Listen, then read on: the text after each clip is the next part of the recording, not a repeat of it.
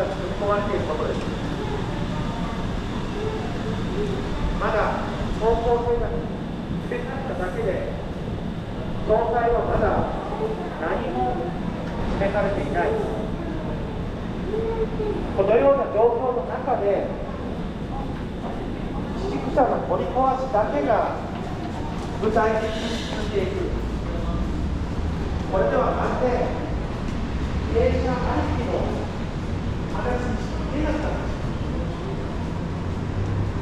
全体の方向性が具体的な中で、じゃあもう